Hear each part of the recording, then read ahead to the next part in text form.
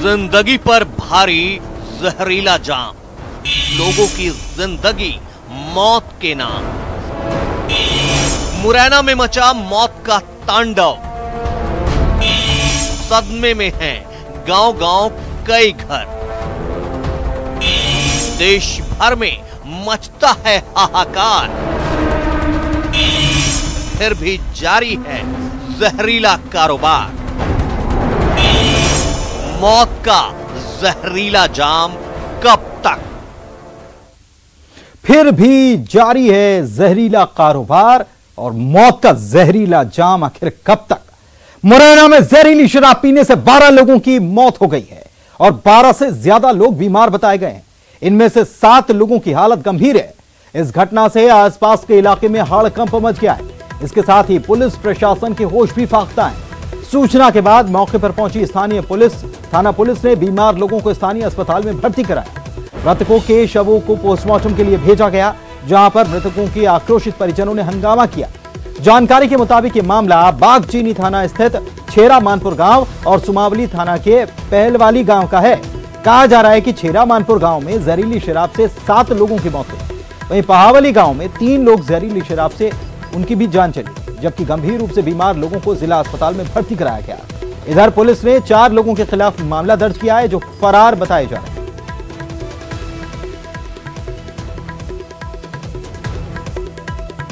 12 लोगों की जान चली गई और 12 से ज्यादा बीमार बताए गए हैं, जिनमें 7 लोगों की हालत गंभीर बनी हुई है और जहरीली शराब इसके पीछे वजह बताई जा रही है।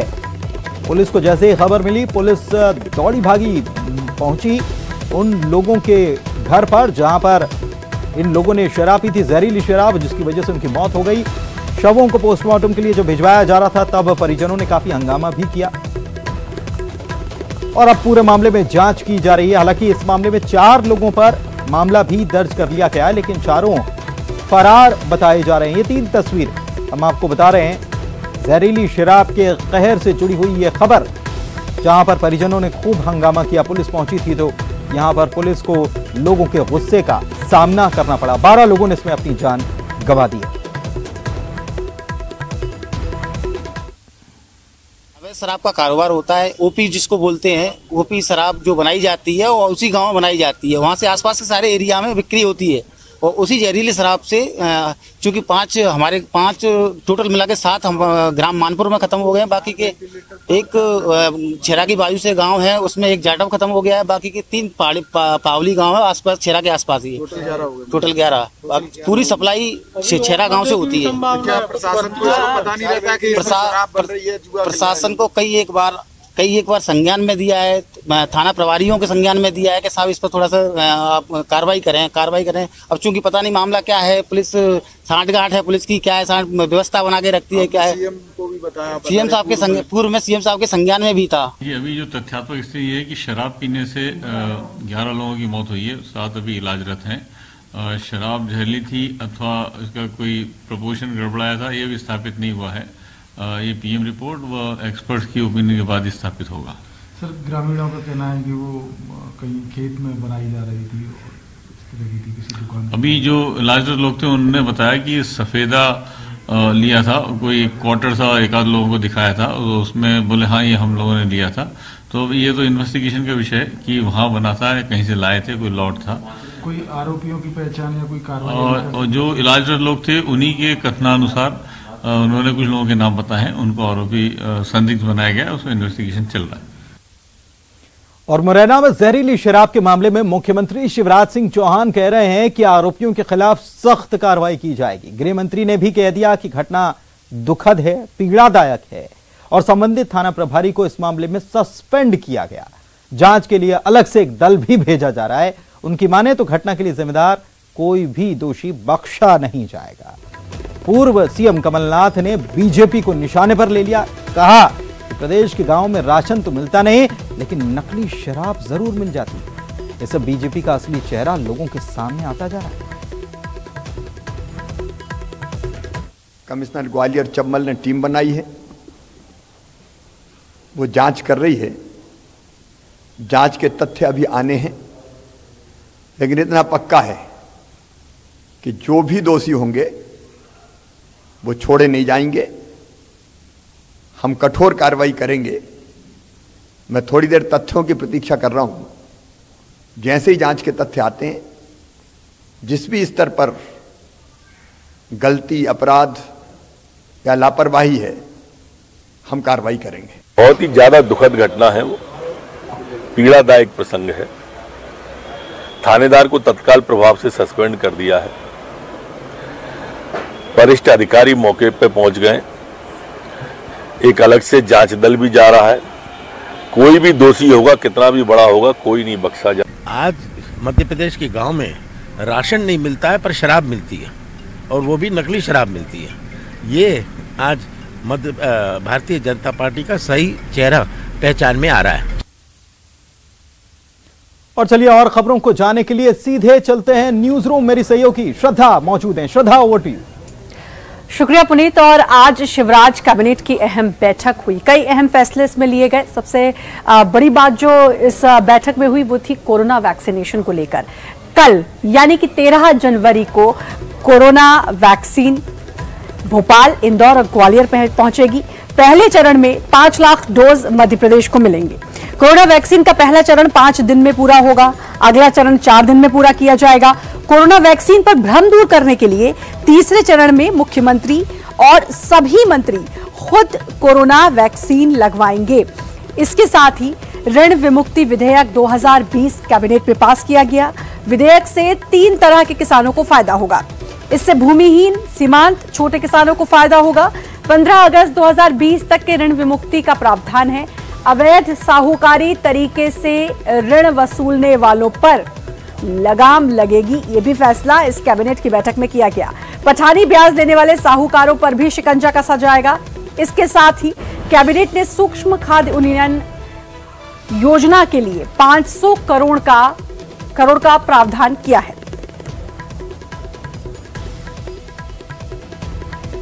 तो आज शिवराज कैबिनेट की बैठक हुई जिसमें कई अहम फैसले लिए गए, और इस बैठक का जो सबसे प्रमुख मुद्दा था वो था कोरोना वैक्सीनेशन। कल भोपाल, इंदौर, ग्वालियर कोरोना वैक्सीन पहुंचेगी और 5 लाख डोज सब पहले मध्य प्रदेश को मिलेंगे।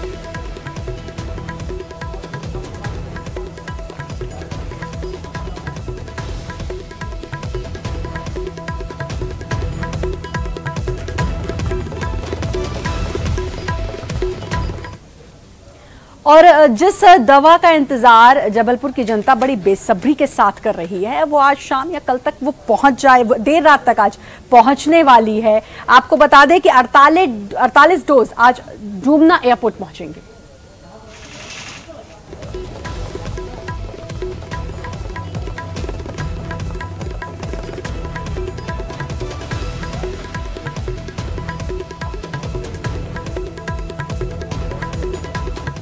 वैक्सीन की उम्मीद देखिए शाम तक बताया गया है। अभी एग्जैक्ट उसका वो नहीं आया है कि कौन सा फ्लाइट है, क्या है। ये 12 के बाद आने की सूचना 6 घंटे पूर्व बताने का उन्होंने बोला होगा। तो अभी इस बारे में यही कह सकते हैं कि आज आ सकती है। तो बेशक आज एक तसल्ली का दिन है, चूंकि कोरोना की वैक्सीन शहर पहुंच रही है और देर शाम तक जो उसका स्टोरेज एरिया बनाया गया है वहां पर वैक्सीन आ जाएंगी। पहली खेप में करीब 48,000 वैक्सीन जो है वो शहर पहुंच रही है, जिनमें रीवा और शहडोल संभाग की वैक्सीन भी शामिल हैं। अगर जबलपुर के लिहाज से बात की जाए तो पहले चरण में 24,000 जो हेल्थ वर्कर्स हैं उन्हें ये वैक्सीन लगाई जाएगी, और इसी के तारतम्य में जो आगामी जो अन्य जिले हैं रीवा और शहडोल, वहां के भी स्वास्थ्य कर्मियों की जो वैक्सीन है उसका स्टोरेज जबलपुर में किया जाना है। तो लंबा इंतजार था, क्योंकि जिस संक्रमण से पूरी देश दुनिया लड़ रही थी उसकी वैक्सीन का इंतजार लंबे समय से किया जा रहा था, और आज वो दिन आ गया है। कैमरा पर्सन विन मिश्रा के साथ प्रतीक अवस्थी, न्यूज़ 18 जबलपुर। और आज गोडसे ज्ञानशाला पर कार्रवाई हुई है। आपको बता दें कि प्रशासन ने गोडसे ज्ञानशाला को बंद करा दिया है। हिंदू महासभा ने गोडसे ज्ञानशाला, गोडसे के विचारों को युवाओं तक पहुंचाने के लिए इसकी स्थापना की थी। दौलतगंज स्थित कार्यालय में हिंदू महासभा ने गोडसे ज्ञानशाला का भव्य शुभारंभ किया। ये खबर न्यूज़ 18 ने प्रमुखता से दिखाई थी, जिसका असर भी हुआ है, और अब गोडसे ज्ञानशाला को प्रशासन ने बंद करवा दिया है।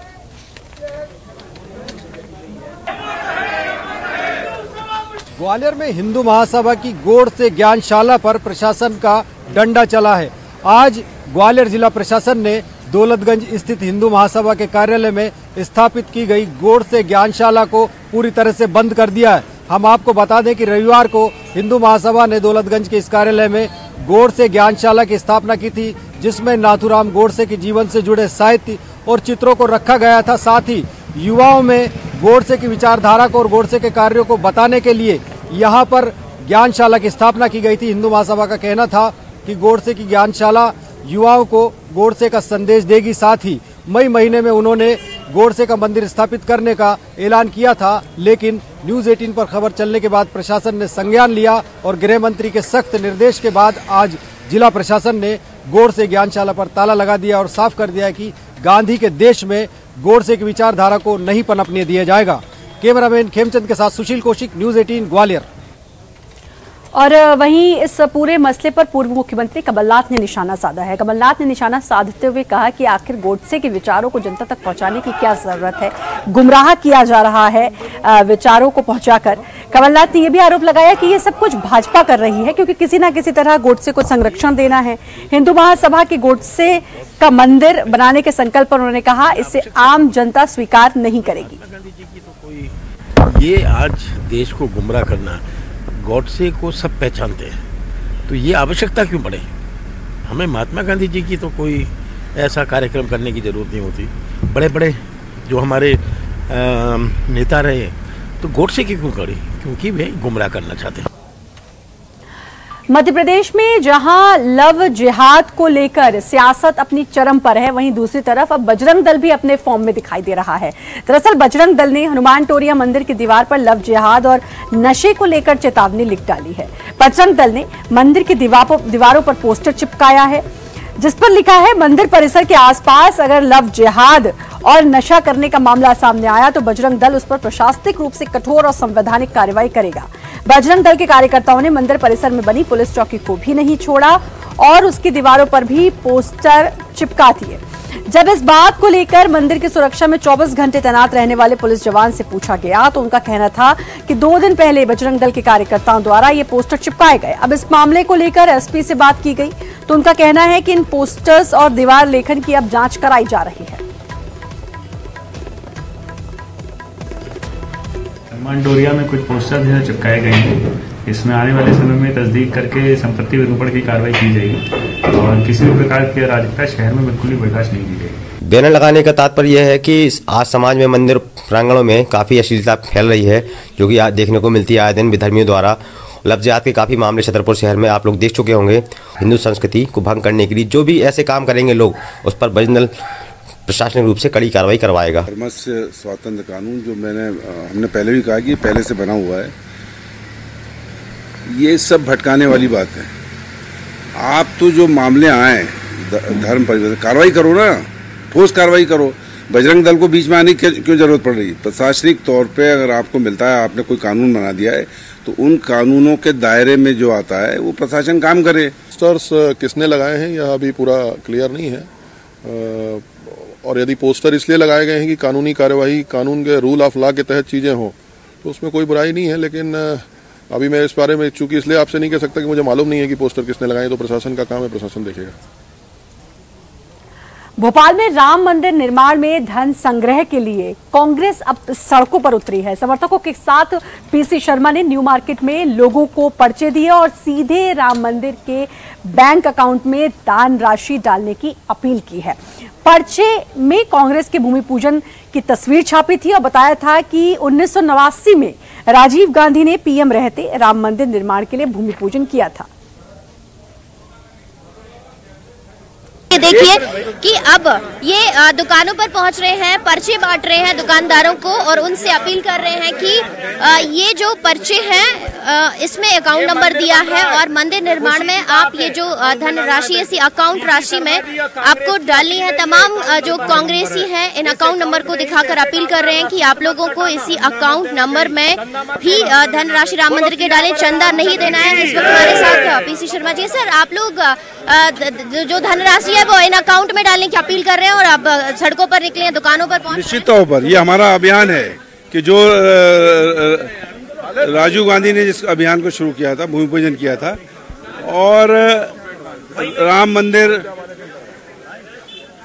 ट्रस्ट ने अकाउंट जारी किए हैं, उन अकाउंटों में पैसा जारी हो जाए। और ये अकाउंट नंबर दिए हमने, इन अकाउंट नंबरों के माध्यम से चंदा न दें, क्योंकि चंदा पहले भी हुआ है, इसलिए हमने हनुमान जी के यहाँ पूजा करके इस अभियान में निकले। एक तरह से आप लोग क्रेडिट लेने की कोशिश कर रहे हैं, क्योंकि इसमें राजीव गांधी जी का फोटो चस्पा किया गया, जिसमें लिखा है कि 1989 में अयोध्या में उन्होंने राम मंदिर निर्माण का भूमि पूजन किया था। तो एक तरह से इसका इधर आ जाओ, इधर आ जाओ। आप लोग क्रेडिट लेने की कोशिश कर रहे हैं क्या, क्योंकि ये फोटो चस्पा की गई है इस पोस्टर में और लिखा है कि 1989 में अयोध्या में राम। ये तो किया था राजीव गांधी ने, क्रेडिट तो सुप्रीम कोर्ट को जाती है, उसने आदेश दिया है वहाँ पर। और भूमि पूजन जब हुआ, कमलनाथ जी के घर भी पूजा पाठ हुई थी, हनुमान चालीसा हुई थी, कांग्रेस जनों ने किया था। कुल मिला के चंदा ना दें, इन अकाउंटों में पैसा जमा करें, ये है हमारा अभियान। ये क्रेडिट लेने की कोई सियासत नहीं है, सिर्फ चंदा जहाँ पहुँचना है वहाँ तक पहुँचना। चंदाखोरी नहीं हो, कूपनबाजी नहीं हो, सीधा अकाउंट में पैसा जमा हो। बिल्कुल, ये जो कांग्रेसी हैं वो पर्चे बांट रहे हैं, लोगों से अपील कर रहे हैं कि इन अकाउंट में पैसे डालें, क्योंकि इसमें चंदाखोरी ना हो। क्योंकि अगर आपके दरवाजे पर कोई चंदा मांगने के लिए आ रहे तो उनको चंदा ना दें। ये जो अकाउंट नंबर, इस तरह के जो पोस्टर हैं वो कांग्रेस लोगों को बांट रही है और इसके जरिए ये भी बताने की कोशिश कर रही है कि जो राम मंदिर है 1989 में स्वर्गीय पूर्व जो PM है राजीव गांधी, उन्होंने इसका भूमि पूजन किया था। यानी एक तरह से भाजपा जहाँ राम मंदिर निर्माण के लिए धन संग्रह की राशि जुटा रही है, तो वहीं दूसरी तरफ अब कांग्रेस भी राम मंदिर निर्माण में धन संग्रह के लिए जो राशि जुट कर रही है, उसमें अब एक तरह से क्रेडिट लेने की होड़ भी शुरू हो गई है। कैमरामैन संजय नामदेव के साथ रंजना दुबे, न्यूज़ 18 भोपाल। धार के मोहनखेड़ा में यूथ कांग्रेस की 3 दिवसीय बुनियादी शिविर का आज समापन हो गया। आपको बता दें, इस मौके पर पूर्व CM कमलनाथ और उनके साथ कांतिलाल भूरिया के अलावा कांग्रेस के कई बड़े नेता भी शामिल रहे। कांग्रेस को जमीनी स्तर पर मजबूत करने के उद्देश्य से मोहनखेड़ा में इस शिविर का आयोजन किया गया। कमलनाथ ने यूथ कांग्रेस के पदाधिकारियों को राजनीति के गुण सिखाए और कांग्रेस संगठन को मजबूत करने की कोशिश की। वहीं मुरैना में जहरीली शराब से हुई मौतों को लेकर भी कमलनाथ ने बीजेपी पर निशाना साधा। रिकॉर्ड बन रहा है मध्य प्रदेश का पूरे देश भर में, बड़ी दुख की बात है। आज पूरा प्रदेश का हर वर्ग परेशान है, हमारी महिलाएं, हमारी बहनें, माताओं, किसान, नौजवान, छोटे व्यापारी को जो गुलाम बना रहे थे बड़े बड़े उद्योगों की, किसानों को जो समर्थन मूल्य की मिलने की संभावना भी चौपट कर रहे थे, ये इस सरकार की सोच है। और वक्त एक छोटे से ब्रेक का है, जल्द हाजिर।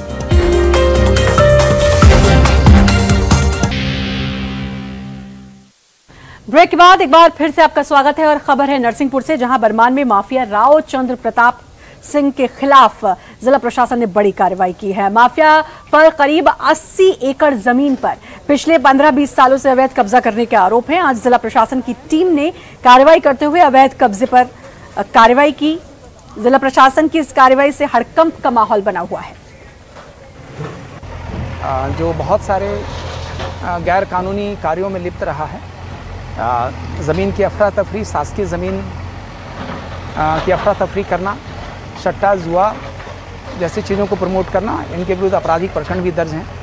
तो इस तरह के माफियाओं पे कार्रवाई के लिए प्रशासन सजग है। जुए, सट्टे, मारपीट के अपराध भी पंजीबद्ध हुए हैं और इसके साथ साथ सूचना ये भी थी कि सरकारी ज़मीन पे अवैध कब्जा करके और यहाँ पे क्रिमिनल एलिमेंट्स को शह देने तक की बातें आई थी। इसमें जांच की गई, जांच के आधार पे आज जो सरकारी ज़मीन पे इनका कब्जा था उसमें कार्रवाई की जा रही है। और खबर इंदौर से, जहां इंदौर में प्रॉपर्टी और टायर कारोबारी यानी कि अनिल धाकड़ के कई ठिकानों पर आज कार्रवाई की गई। आयकर विभाग की टीम ने छापा मारा है। कारोबारी के टेलीफोन नगर के घर पर सुबह आयकर की टीम पहुंची और दस्तावेजों की जांच की। इस मामले में अधिकारियों ने कोई जानकारी नहीं दी। टीम यहां लग्जरी गाड़ियों से छापा मारने पहुंची। धाकड़ के अलावा शहर में और भी कई अन्य व्यापारियों के यहां भी छापे की कार्रवाई हुई।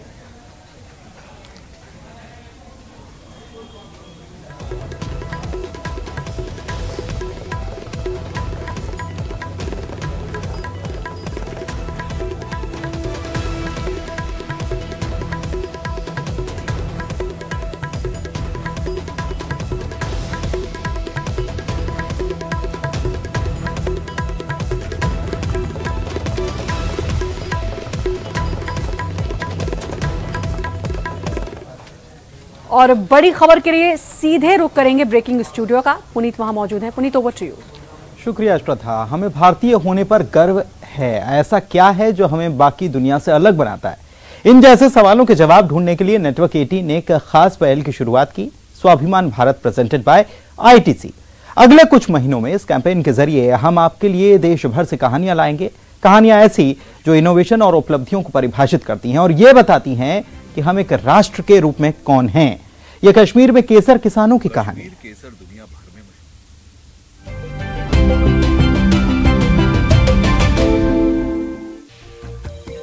कश्मीर केसर दुनिया भर में मशहूर है। इसकी क्वालिटी ईरान से भी बेहतर बताई जाती है, लेकिन कश्मीर के केसर किसान लंबे वक्त से संघर्ष कर रहे हैं। उनके पास केसर सुखाने, टेस्टिंग और उसकी पैकिंग जैसी बुनियादी सुविधाओं का अभाव है।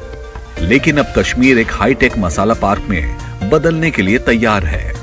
जो भी सैफरान प्रोडक्शन के बाद पोस्ट हार्वेस्ट मैनेजमेंट है, वो सारे अंडर वन रूफ वो मतलब तमाम फैसिलिटीज़ उनको प्रोवाइड की जाएंगी, जैसे उनकी मतलब stigma separation, drawing, quality evaluation और पैकेजिंग।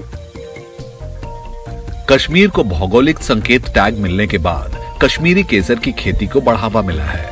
ये बिचौलियों को हटाकर केसर किसान की मदद करते हैं। इसका एक मकसद है कि एक फार्मर को इससे बेनिफिट मिल जाएगा। इसका टैग इधर से या जो मार्केट में जाएगा, यहाँ से एक टैग लग जाएगा। जीआई टैग जो मिल गया हमें यहाँ स्टेट को सैफरान के लिए, तो वही टैग लग जाएगा, तो इसको काफ़ी फायदा आएगा, एक फार्मर को भी और लेने वाले को भी फायदा।